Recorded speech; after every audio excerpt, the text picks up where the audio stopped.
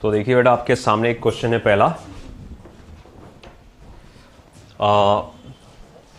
The half life of a nucleus species is 3.2 days. Calculate its decay constant, average life, and the activity of sample of mass 1.5 milligrams. तो सबसे पहला decay constant कैसे निकालेंगे? तो सबसे पहले जैसा आपको मालूम है हाफ लाइफ टाइम का फॉर्मूला क्या है? 0.693, वही है ना, अपॉन लैम्बडा। ये फॉर्मूला है आपके पास हाफ लाइफ टाइम का। फॉर्मूला देखो यार, तुम लोग को मालूम भी नहीं, याद भी नहीं है ना। तो अब ये जो है हाफ लाइफ टाइम आपको दिया हुआ है, lambda stands for decay constant 0.693 upon half life time. So what is half life time? 3.2 days. Let me check, 3.2 days है कि 32 days है? 3.2 days है, ठीक है। तो भाई ठीक है, 3.2 days। तो अगर मैं यहाँ पर वैल्यू निकालूंगा डीके कांस्टेंट की, तो वो इन टर्म्स ऑफ डेज आ जाएगी, पर डे इतना होता है। मगर मुझे सेकंड में चाहिए, तो मुझे इसको क्या करना पड़ेगा? 3.2, बताओ भाई, एक दिन के अंदर कितने घंटे होते हैं? 24, और एक घंटे में 60, एक मिनट में 60 सेकंड। तो अब देखो यहाँ पर मैं इसको कैसा, एक घंटे में 3600 सेकंड, सॉरी, तो मैं इसको ऐसा लिख सकता हूँ 24 मल्टीप्लाई बाय 3600, या फिर अपने को ये वैल्यू मालूम है क्या, 86400 होता है वो। अब ये अपने को कैलकुलेट करना पड़ेगा पूरा। वेल, ये जो आंसर आएगा अप्रोक्सीमेशन में फिर आएगा 2.5 इंटू 10⁻⁻⁶ सेकेंड इनवर्स।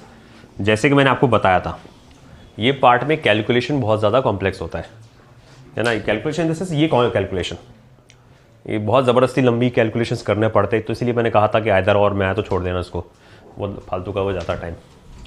कैलकुलेटर है पास तो अलग बात है ना, उसके चांसेस कम है। परतवाड़ा में अलग बात हो सकती है, वहाँ पर होता क्या? 5 साल हाँ, तो होता थोड़ी कोई रेस्टिकेट, होता भी होगा पता नहीं, मगर एक आध साल के लिए तो करते। अगर तुम ज़्यादा बदतमीजी करे, कुछ करते, एक आध साल के करते, या फिर कम से कम तुम्हारा पेपर ले लेते, वो तुमको देते नहीं, तुम उस जब फेल हो जाते, भले ही अलग बात है, वो इतना करते हो, तुमको 3-4 साल के लिए नहीं ना करे एटलीस्ट, वो ये करेंगे तुम्हारे पेपर ले लेंगे, तुमको कितना भी रो गिड़गिड़ाओ कुछ नहीं। बोर्ड वाले तो पहले, वो तो बखशते ही नहीं बोर्ड वाले। हाँ, एक बार के कॉलेज वाले थोड़ा सा बखश देंगे, रो धुला के ठीक है, ले 1 घंटा वेस्ट करके तुम्हारे को दे देंगे, जिसमें टाइम वेस्ट हो गया तुम्हारा, अच्छा खासा छूट गया। बोर्ड वाले तो बखशते नहीं, वो पकड़ में आए उनके तो, इसीलिए जब बोर्ड की गाड़ी आती लोग फेंक देते चिट्स। तो इसलिए चक्कर में पड़ो मत, अपनी तैयारी रखो अच्छे से। अब देखो भैया, सेकंड आपको एवरेज लाइफ निकालना है। Average life is the reciprocal of decay constant 1/λ।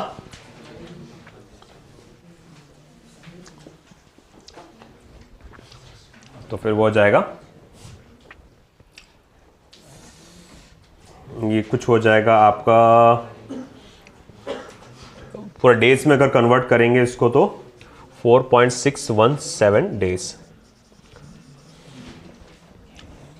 देखो पहले तो वैल्यू सेकंड्स में आएगी, फिर ये निकालने के लिए उसमें कितने नंबर ऑफ डेज हो रहे, वो कैलकुलेट करने के लिए फिर आपको क्या करना पड़ेगा, आपको डिवाइड करना पड़ेगा वो जो वैल्यूज होती है 86400 वाली से, तो आपने को ये पता चलेगा वो कितने दिन हो रहे। आया समझ में आपको? तो अगर एवरेज लाइफ निकालना है तो ये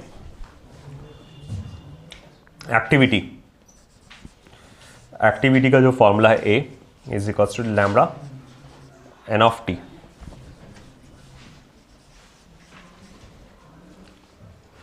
ठीक है, जो नंबर ऑफ न्यूक्लिया होंगे ऑफ द गिवन सैंपल वो बात कर रहे हैं।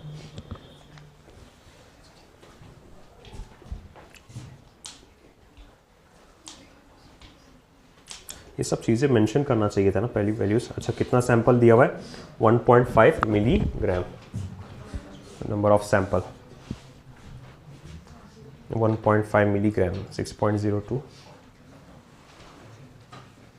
वो एवोगैड्रोस नंबर आ जाएगा उसके अंदर, नंबर ऑफ मॉलिक्यूल्स पता चल जाएंगे। ठीक है, तो जो आपका नंबर ऑफ सैंपल है एन ऑफ टी जो आप निकालेंगे, it will B by the value 0.02 into 10⁻23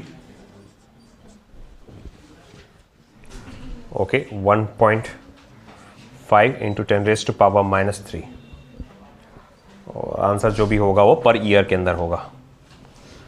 अब देखो भाई, ये नंबर ऑफ सैंपल या नंबर ऑफ मॉलिक्यूल्स जो भी बोलेंगे या न्यूक्लिया जो बोलेंगे अपन कैसे निकाल सकते, मास को आपने क्या करे एवोगैड्रोस नंबर से मल्टीप्लाई कर दिए, तो ये चीज़ को आपको नंबर ऑफ सैंपल पता चल जाता है, इसकी वैल्यू पर ईयर के हिसाब से होती है। अब ये वैल्यू डालो, डी के कॉन्स्टेंट के साथ मल्टीप्लाई करो तो ये एक्टिविटी करके आ जाएगा। और डी के कॉन्स्टेंट कितना है आपके पास, वो है 2.5 इंटू 10⁻⁻6 6.02 इंटू 1.5 इंटू 10⁻20, तो जिसकी वैल्यू आएगी आपकी कुल मिला के 6.08 इंटू 10⁻4 6.08 इंटू 10⁻4 पर ईयर।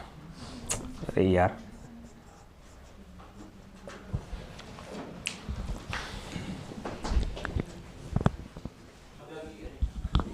चलिए बेटा ध्यान दीजिए, सी आई क्यूरी का है वो, curie C I means curie, curie का यूनिट है वो, रेडियो एक्टिविटी की यूनिट होती है वो, नॉन एसआई यूनिट है वो, एसआई यूनिट नहीं है वो, क्यूरी। अब देखो यहाँ पे ये थोड़ा सा एक एडिशनल टाइप का कैलकुलेशन आया है, मतलब जिसकी थेरोटिकल आपको नहीं है एक्सप्लेनेशन, डायरेक्टली उसका न्यूमेरिकल पार्ट आ जाता है, तो उसके बारे में है ये। तो खैर बस इसको direct as it is note करो, तुम्हारे नीट में नहीं आने वाला हो। और फॉर एग्जांपल अगर आपको बोर्ड एग्जाम के हिसाब से ध्यान देना है तो ये एक ही प्रॉब्लम है, उस पर बेस्ट आएगा तो एग्जैक्ट यही आएगा। बट इन केस अगर फॉर एग्जांपल अगर थोड़ा बहुत चेंज होकर भी आता है तो एक्टिविटी आप कैलकुलेट करने के लिए आप सिंपली याद रखो डी के कॉन्स्टेंट को आप नंबर ऑफ सैंपल से मल्टीप्लाई करते हैं। अब जैसे फॉर एग्जांपल डी के कॉन्स्टेंट क्या होता है, तो डी के कॉन्स्टेंट की डेफिनेशन आपको अगर याद होगा, तो अगर आपको याद हो कि वो पतन लगाए थे परसेंटेज के फॉर्म में कुछ बता लगाए थे, जाओ पीछे जाओ डी के कॉन्स्टेंट में,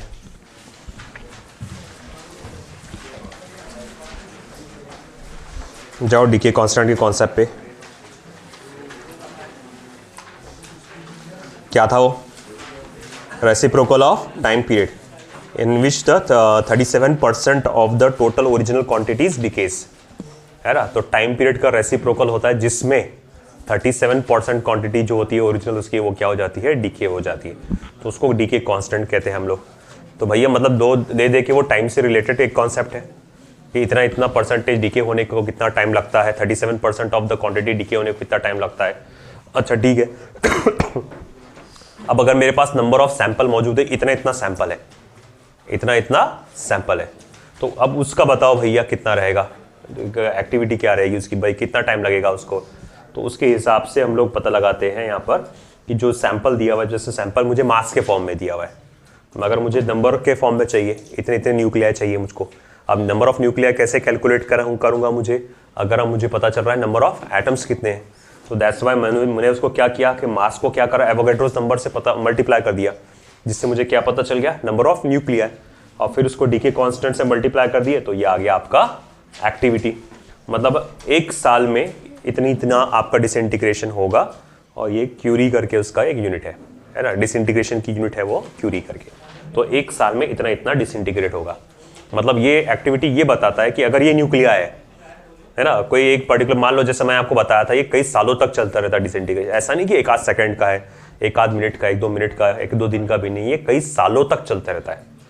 तो अब अगर किसी भी मैं उसका पता लगाना चाहता हूं कि अच्छा ठीक है ये एक साल में कितना डिसइंटीग्रेट करता है, अगर कोई न्यूक्लिया ऐसा है जो एक साल में बहुत ज्यादा डिसइंटीग्रेट करता है, तो बहुत ज्यादा गैमा रेज बाहर निकलेंगे, बहुत ज्यादा हार्मफुल पार्टिकल्स बाहर निकलेंगे, तो उसको हम लोग कहते हैं ये ज्यादा एक्टिव है, इसकी एक्टिविटी कैसी है, ज्यादा है ना। और अगर मैं बोलूंगा कि भैया ठीक है कोई एक ऐसा है कि एक साल में कम डिसइंटीग्रेट होते, ज़्यादा न्यूमेरिकल्स ज़्यादा आपके न्यूक्लियर डिसइंटीग्रेट नहीं होते, तो उसमें से हार्मफुल रेडिएशंस की क्वांटिटी भी क्या रहेगी, कम रहेगी। तो ये जानना ज़रूरी रहता है कि एक साल में कितना डिसइंटीग्रेशन होगा। तो अब वही चीज़ की पता लगाते हैं हम कि एक साल के अंदर कितना डिसइंटीग्रेशन होगा। तो इसके लिए ये आपका फॉर्मूला है ए लैम्बडा एन ऑफ टी।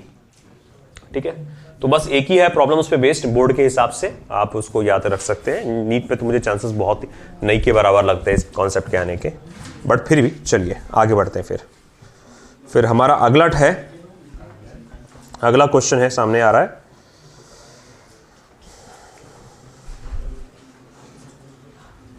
नहीं, एक और है क्वेश्चन एक्टिविटी भी based. The activity of a radioactive sample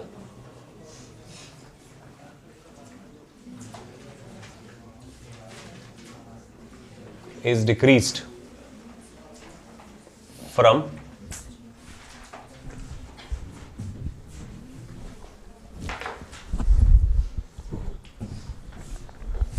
in terms of second बता रहा है ये अगला 350 second inverse to 175 second inverse in 1 hour. First up, determine, सारे स्टेट बोर्ड क्या है ये, हाफ लाइफ ऑफ स्पीसीज, ऐसा कुछ जानवर है जैसा स्पीसीज है ना।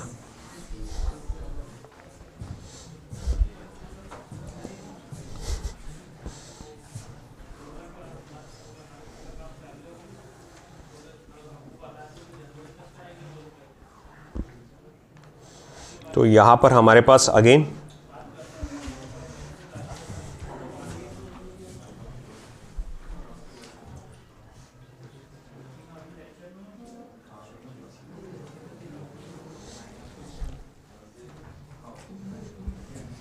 देखो हमारे पास एक फॉर्मूला है n equals to n0 e raise to power minus lambda T. अब अगर इसे मैं डिफरेंशिएट करता हूं dn by D T, dn0 by D T, for example e raise to power minus lambda T, तो खोल दो। तो इस पार्ट को आप एक्टिविटी करेंगे, रेट ऑफ डिसइंटीग्रेशन जिसको हम लोग कहते हैं, a0 e raise to power minus lambda T. तो ये याद रखो, ये एक्टिविटी का हमारे पास एक फॉर्मूला इस तरह से आता है। तो activity a of T is equals to a0 e raise to power minus lambda T. तो सॉल्यूशन में जाऊंगा मैं, एक्टिविटी का एक और फॉर्मूला आएगा a0 e raise to power minus lambda T. अच्छा ठीक है, अब हमारे पास क्या दिया हुआ है, इसने बोला है कि the activity of a radio active sample is decreased from 350 second inverse two आपका 175 सेकेंड इनवर्स।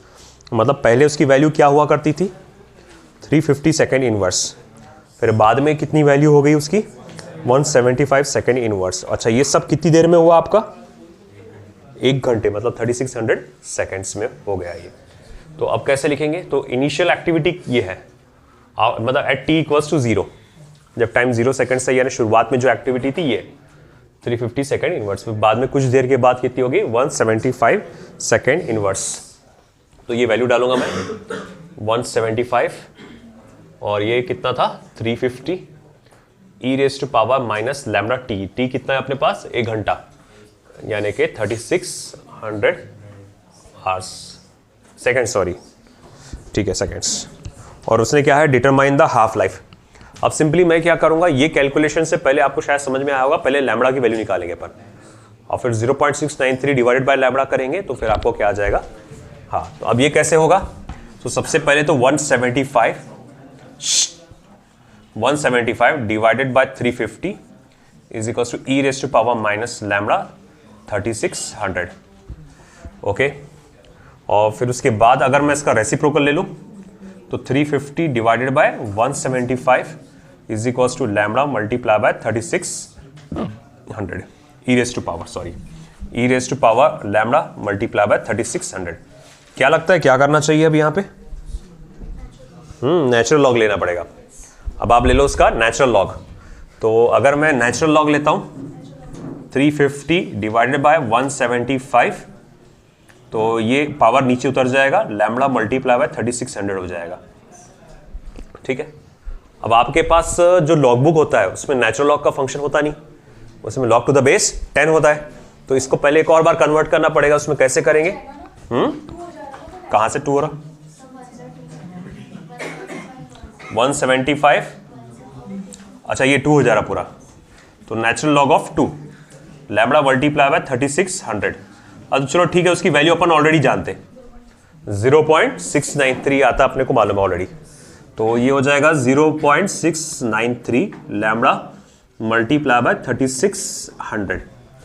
अब ये मैं ऐसा लिख सकता हूं, therefore lambda equals to 0.693 divided by 3600।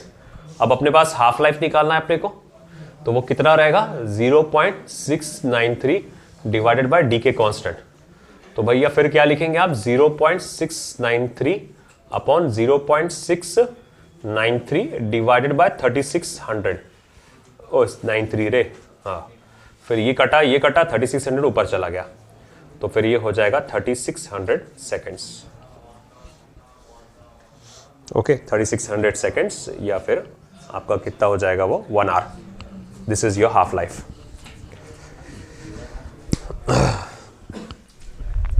Example है एक हाइपोथेटिकल। अब वैसे तो शुरू में तो काफी तेजी से होता है डिसइंटीग्रेट, बाद में इसकी स्पीड धीरे धीरे कम होते जाती।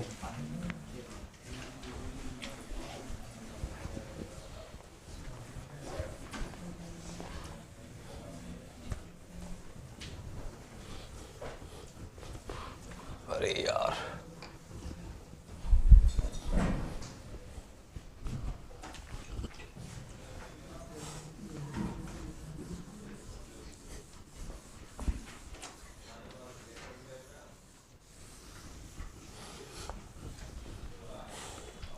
इधर का हो गया सभी का?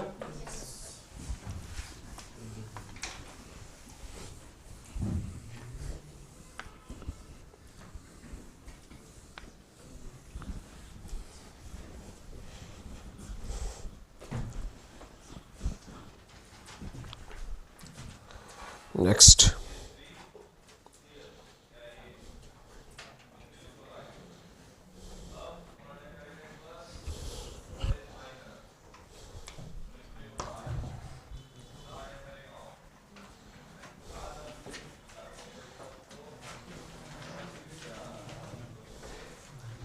नेक्स्ट देखो,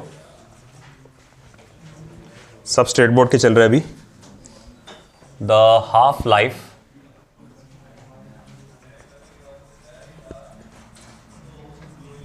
ऑफ एसआर किसका रहता?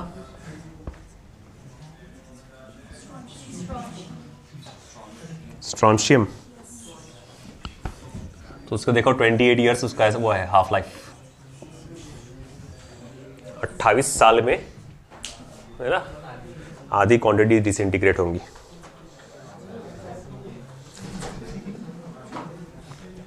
डिटरमाइन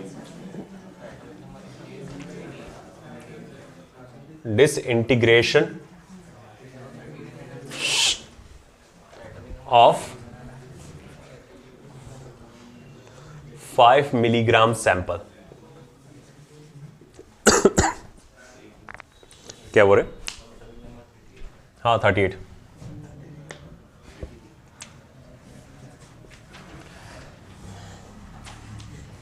रेडियो एक्टिव नहीं है ना वो, रेडियो एक्टिव थोड़ी है। रेडियो एक्टिव होता तो बहुत तेजी से होते वो।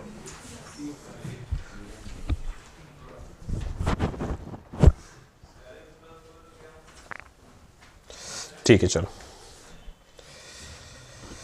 तो हमारे पास इस तरह से दिया है कि भाई डिसइंटीग्रेशन निकालना है। The half life of strontium is 28 years, determine the disintegration.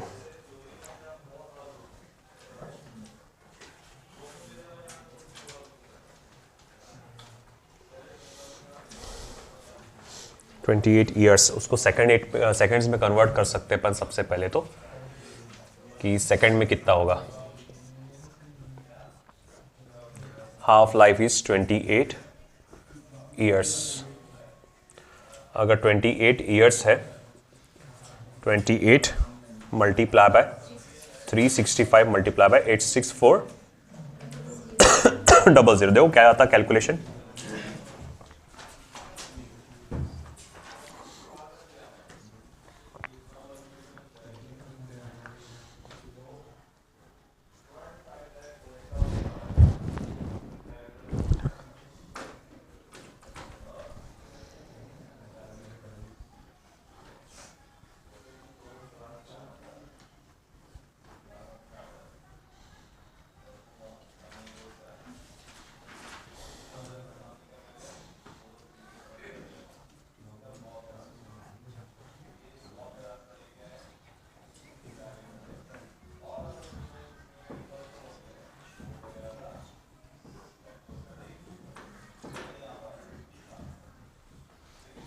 आया?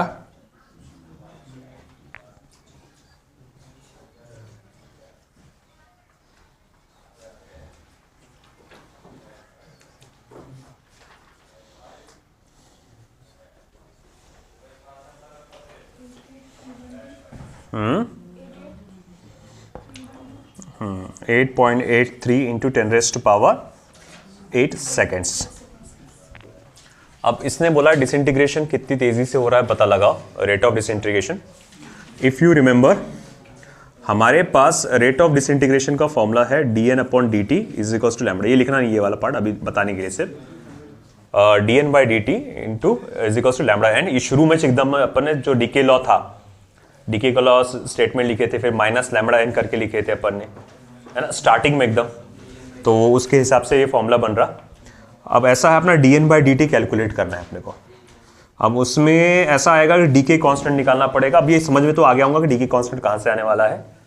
अब नंबर ऑफ सैंपल्स भी हमको कैलकुलेट करना जरूरी है, नंबर ऑफ न्यूक्लिया प्रेजेंट वो भी देखना जरूरी है हमको। तो अब कैसे कैलकुलेट करेंगे, एक एक चीज़ पे जाना पड़ेगा। सबसे पहले तो आप लैम्बडा निकालेंगे, तो आप सबसे पहले हाफ लाइफ टाइम पीरियड का फॉर्मूला क्या होता है, 0.693 divided by lambda. Therefore, lambda is equals to 0.693 divided by half life period. तो 0.693 divided by 8.83 into 10⁸8। फिर उसके बाद उसका कैलकुलेशन करो, देखो कितना आता है। तो फिर it will be somewhere around lambda की जो वैल्यू आएगी, या फिर उसको बाद में डालते हैं, देखेंगे।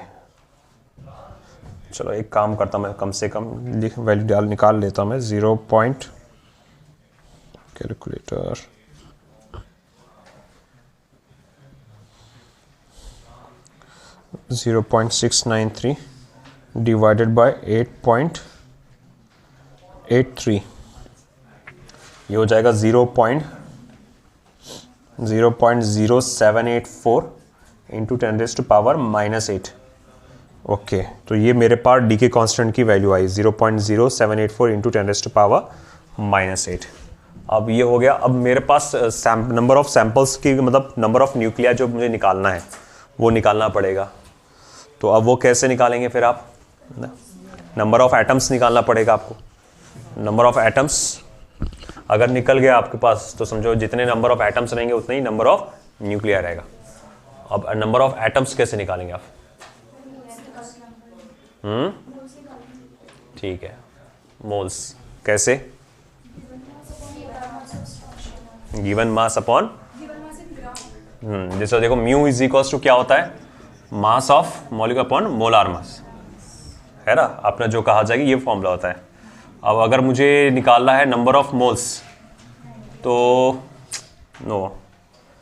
नंबर ऑफ, हाँ, तो फिर नंबर ऑफ निकालना है तो नंबर ऑफ, अरे क्या कर रहा मैं, ठीक है, चलो एक मिनट को, नंबर ऑफ मोल्स या number of molecules, number of atoms बोलेंगे, चलो, तो वो क्या आ जाएगा फिर आपका नंबर ऑफ एटम्स कैलकुलेट करने का फॉर्मूला क्या रहेगा,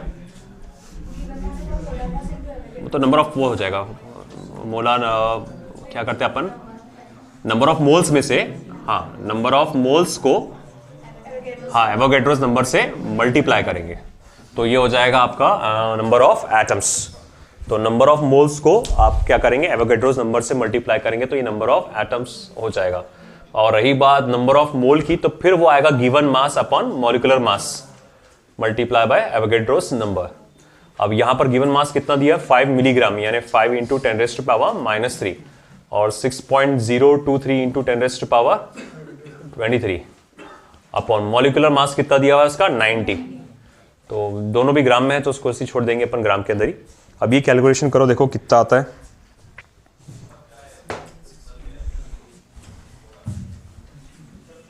ये 1 पॉइंट समथिंग इंटू 10⁻20 आएगा। आई थिंक इस कैलकुलेशन विल बी 1.0038 इन 10⁻20। ये समझा क्या बेटा? ये आपको याद होगा अगर इन केस अपन ने I think thermal properties of matter या थर्मोडायनेमिक्स में अपन ने ये पढ़े थे, है ना, ये वहां पर से अपन ने कैलकुलेट किए थे, है ना। पहले तो नंबर ऑफ एटम कितने होंगे, तो भाई आप जितने भी नंबर ऑफ मोल होंगे उसको एवोगैड्रोस नंबर से क्या करो, मल्टीप्लाई कर दो, तो वो हो जाएगा नंबर ऑफ एटम। अच्छा ठीक है, फिर उसके बाद हम लोग देखते हैं कि नंबर ऑफ मोल्स को कैसे कैलकुलेट करेंगे, given mass of the sample upon molecular mass या मोलार मास जिसको हम लोग कहेंगे।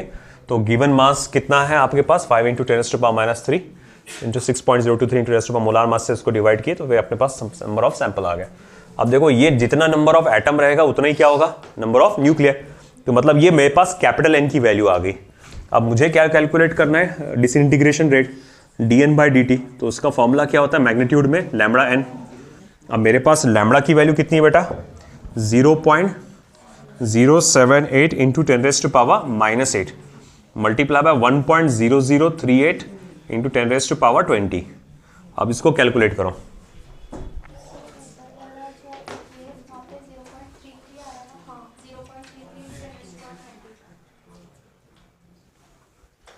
कहां पे ये, हाँ 30 आ रहा हो बराबर। अरे नहीं, ये 15 मिलीग्राम है, सॉरी माय मिस्टेक, वो प्रिंट गलत हो गया, उसके अंदर 15 मिलीग्राम है। तो अब वो आएगा बराबर 1.003। मैंने क्वेश्चन में गलत दिख डाला हो, 15 मिलीग्राम है शायद से।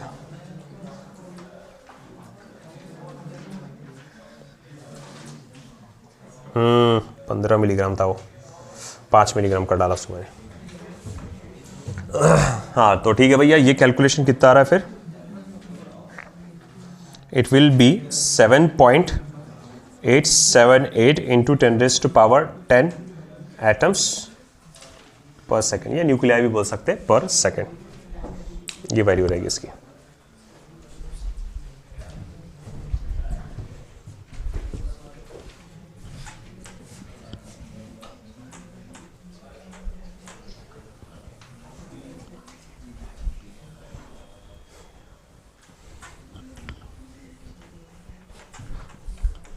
बोर्ड के लिए तो मैं बोलूंगा जितना करा रहा उतना ही करना, बोर्ड एग्जाम के लिए इसमें से कुछ आएगा आपको।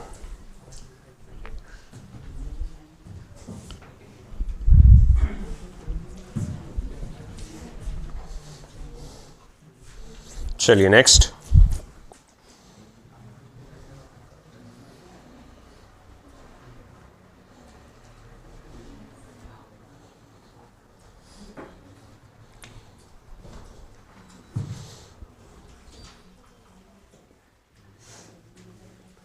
what is the amount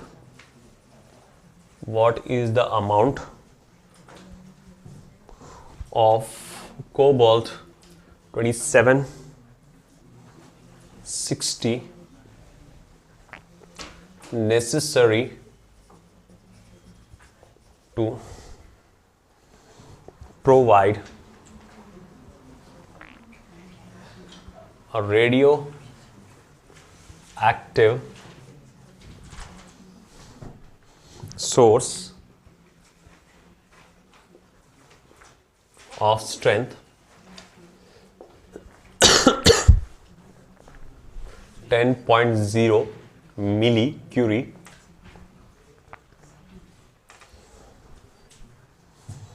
Its half-life being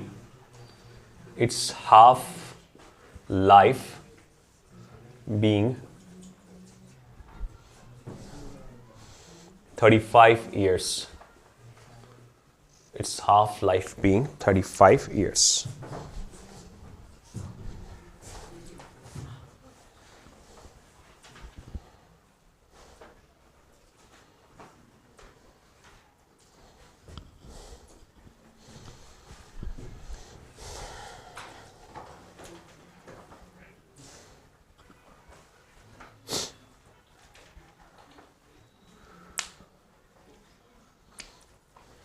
मास निकालना है मतलब आपको इस बार। हाफ लाइफ दिया हुआ है, हाफ लाइफ से आप क्या कैलकुलेट कर सकते हैं? Decay constant d n upon d t. इसका वो दिया हुआ है क्या sir? Millicurie life, half life being 35। क्या चीज? तो ए ऑफ टी की वैल्यू A0/2 A0/2 करके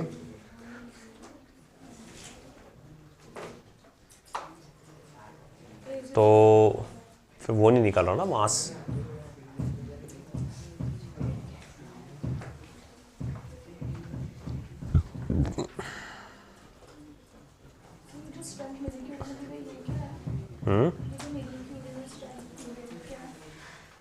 वही सोच रहा उसका शायद रेट ऑफ मिली क्यूरी तो डिसइंटीग्रेशन का रहता हो, रेट ऑफ dN/dt का रहता वैल्यू। स्ट्रेंथ जो है कितना दिया स्ट्रेंथ अपने को? 10.0 मिली क्यूरी।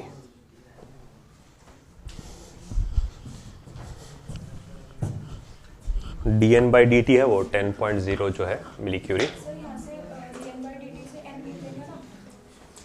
dN/dt से नंबर ऑफ सैंपल्स।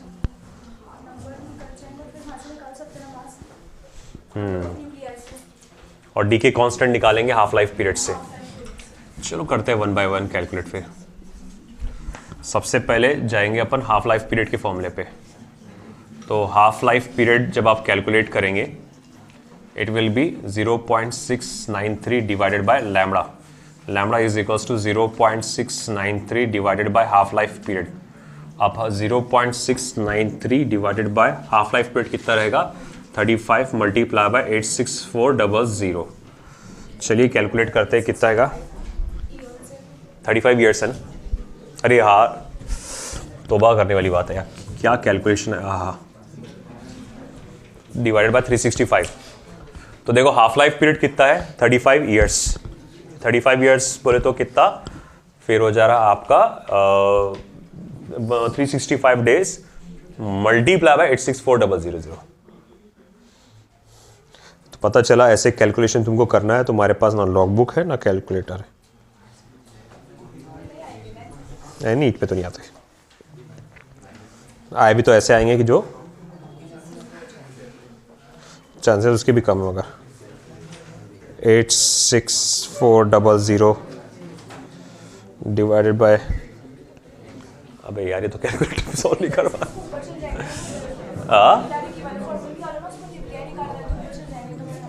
ये बात भी सही है, इसको डायरेक्ट उधर लेके जाते हैं अपन। इसको यही रहने दो, छोड़ दो फिर उसको। इसे इक्वेशन नंबर 1 दे देते हैं। अब अपने पास फॉर्मूला जो है dN/dt का फॉर्मूला क्या आता? dN/dt is equals to lambda n। तो n इज इक्वल्स टू फिर क्या हो जाएगा? dN/dt upon lambda. अच्छा, dN/dt कितना है अपने पास? वो दिया हुआ है 10 मिली क्यूरी, यानी 10 × 10⁻³ क्यूरी। और लैम्बडा कितना दिया हुआ है आपको?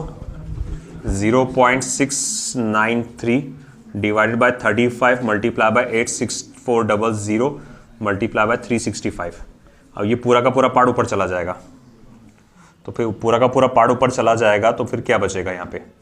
तो वो आएगा 86400 365 multiply by 35 multiply by 10⁻⁻² upon 0.693। अब यहाँ पर क्या हो जाएगा, ये 2 0 और ये 10⁻⁻² कैंसिल हो जाएंगे, तो फिर वो कैलकुलेशन ऐसा बचेगा 864 multiply by 365 multiply by 35 divided by 0.693। ये आपके एन की वैल्यू सैंपल की, नंबर ऑफ सैंपल यानी नंबर ऑफ मॉलिक्यूल्स या सॉरी नंबर ऑफ एटम्स बोल सकते हैं अपन। अभी अभी अपन ने ये फॉर्मूला लिखा था नंबर ऑफ एटम्स का। क्या फॉर्मूला था देख लो अच्छे से, आपके यहां पर ही लिखा हुआ है साइड में, है ना। या मास निकालना है अपने को।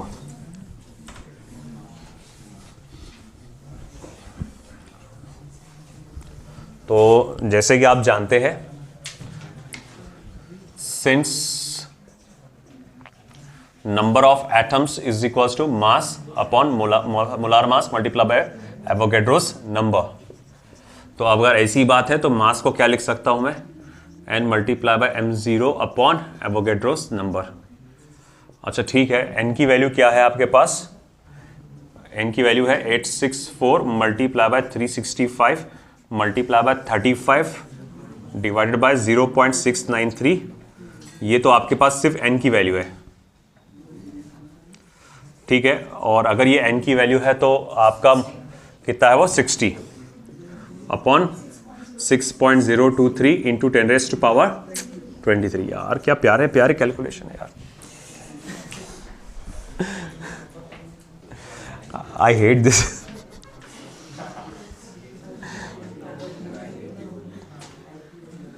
तो भाई अब ऐसा है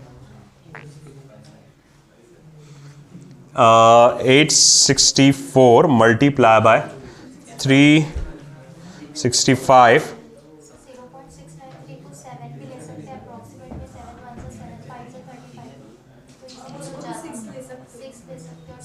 0.775 और उसको 6, अच्छा क्या अप्रॉक्स कैलकुलेशन बोल रहे तुम। अगर इसको 7 पकड़े देखो, 0.693 को 0.7 होगा और ये फिर हो जाएगा 1 50 और फिर उसके बाद ये 1 10 तो ये हो जाएगा 500 और ये 864 multiply by 365 multiply by 500 into 10⁻⁻23। तो ये फिर बाद में करना ही पड़ेगा मल्टीप्लाई बाय, फिर छोड़ता थोड़ी वो, मल्टीप्लाई बाय 5, तो ये हो जाएगा 1,576,800 10⁻⁻21 सॉरी हाँ -21 इतना आ जाएगा। और अगर इसको डेसिमल्स को अंदर भेजूँ मैं 1 2 3 4 5 6 तो 1.576 या 77 10 का पावर कितना भेजा था 6 ना, तो -15। वाह भाई इतना आएगा। एटम्स बोलो या न्यूक्लियर बोलो, मास निकाले क्या अपन ने, तो एन क्यों आ गया यहाँ पे फिर ग्राम आएगा वो। इसका आंसर क्या था एक बार चेक कर लूं मैं। कोबाल्ट वाला ही है ना। ओके कोबाल्ट 8.88 अबे नल्ला साबरीन 8.88 इंटू 10⁻⁻6 ग्राम।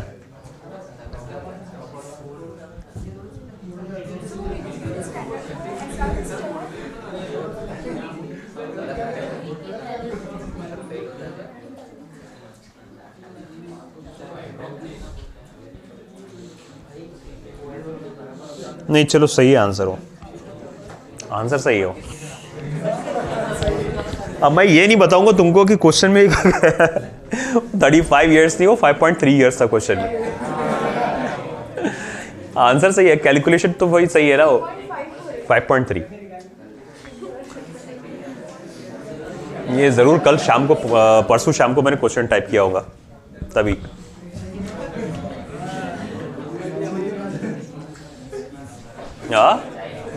नहीं, परसों तबीयत खराब थी ना, और तुम्हारे को जल्द से जल्द वो कराने का था, मेरे को कल टारगेट था कल क्लास लेने का, है ना। जल्दी जल्दी में गड़बड़ में टाइप किया मैंने, चीज़ें हो गया, वो कुछ नंबर्स गलत टाइप हो गए इसके अंदर। खैर ठीक है, अपने वो स्ट्रैटेजी तो समझ में आ गई ना भाई, उसका 5.3 ईयर्स करके कर डालेंगे इसको। चलो लिख लो ये, ऐसा ही नहीं, जस्ट अ सिंपल। तो देखो बेटा यहाँ पे, तो जो ये क्वेश्चन में दिया गया है कि disintegration rate of a sample is 10⁻10 per hour, यानी dN/dt या जिसको एक्टिविटी कहेंगे वो कितना है, 1 घंटे में 10⁻10 न्यूक्लियर डिसइंटीग्रेट होते हैं।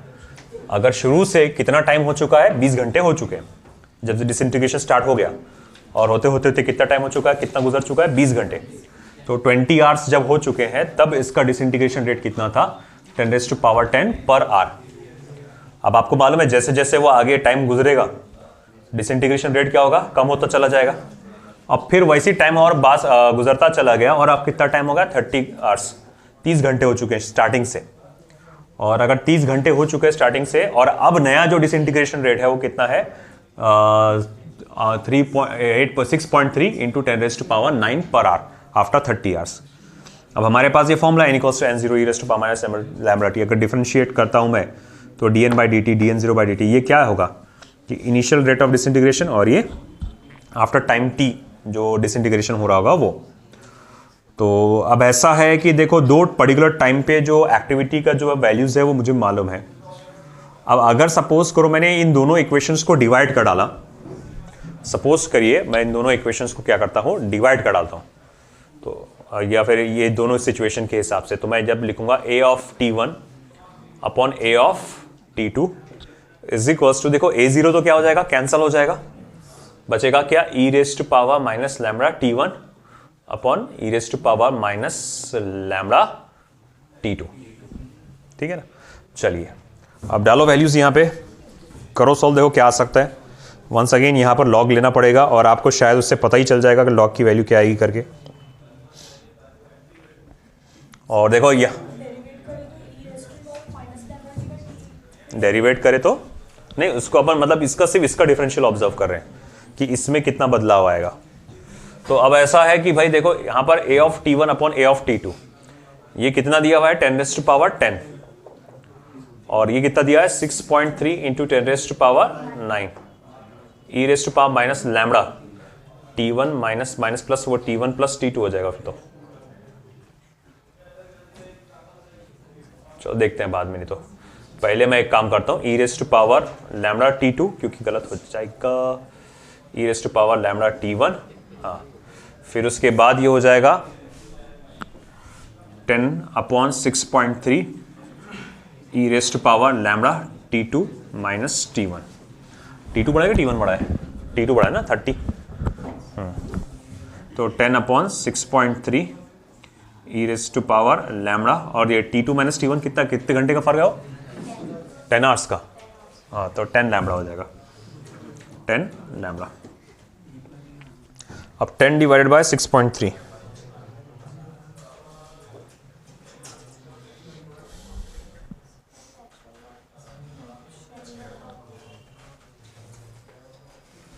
नेचुरल लॉग है ना, नेचुरल लॉग लेंगे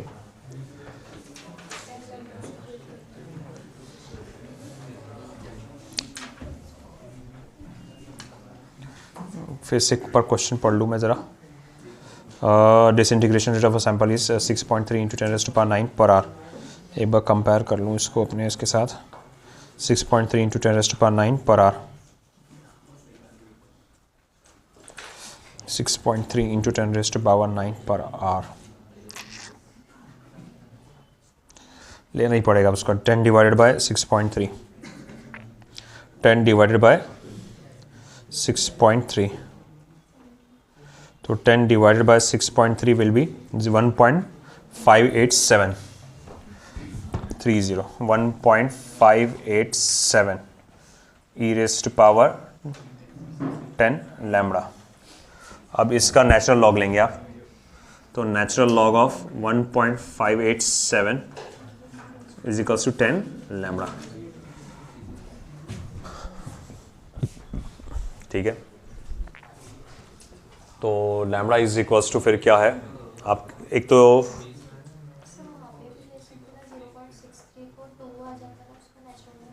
किसका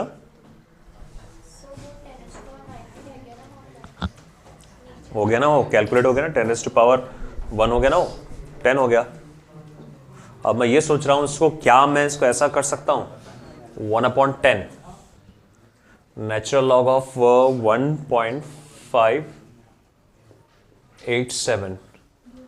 अब ये हो गया ऐसा, तो जो हमारा हाफ लाइफ टाइम बोला ना उसने, तो जब हाफ लाइफ टाइम कैलकुलेट करूंगा मैं, वो होता है natural log of 2 upon decay constant. तो अगर मैं डीके कांस्टेंट की वैल्यू डाल दूं, half life time natural log of 2 upon 1/10 natural log of 1.587, तो हाफ लाइफ टाइम इज 10 जाएगा ऊपर, नेचुरल लॉग ऑफ 2 माइनस हो गया, तो उधर से बोल सकते थे खिड़की में, नेचुरल लॉग ऑफ 1, बंद करो दरवाजा बंद करो, 1.587। अब अपने को हाफ लाइफ टाइम, फिर ये क्या लॉग टू द बेस 10 करना पड़ेगा, बड़ा दरवाजा पूरा बंद कर दो, लॉग टू द बेस 10 वो सब कैलकुलेट करना पड़ेगा। तो हाफ लाइफ टाइम जो इसका आएगा, इट विल बी 15 आवर्स। मैं थोड़ा डायरेक्ट लिख दे रहा हूँ उसका आंसर, तो हाफ लाइफ टाइम जो आएगा वो 15 आवर्स रहेगा। और फिर उसके बाद अपने को क्या निकालना है, initial number of radio samples, तो वो भी निकालना पड़ेगा अपने को, n0 भी निकालना है। अब n0 कैसे निकालेंगे इसके, n equals to n0 e raise to power minus lambda T का अपने पास होता है, एक ये फॉर्मूला है, n equals to n0 e raise to power minus, वही एक फॉर्मूला है, n equals to n0 e raise to power minus lambda T, या dn/dt is equals to n lambda at t equals to 0। Initial number of atoms present, तो t की value अगर 0 डालूंगा तो dn/dt is equals to n lambda से, नहीं dn/dt equals to n lambda, तो n कहाँ है इसका, सैंपल, वो नहीं चलेगा ना उसका। चलिए ठीक है, इस पे देखते हैं अपन अगले इसमें सेशन में कंप्लीट करते हैं आगे का पॉइंट जो भी है, number of sample, initial number of samples जो कैलकुलेट करना है। ये आखिरी है इसका क्वेश्चन, ये रेडियो एक्टिविटी वाला। अब उसके बाद कल से जो अपन डिस्कस करेंगे अगले लेक्चर में, वो अल्फा बीटा गैमा डीके वाला रहेगा। तो ठीक है।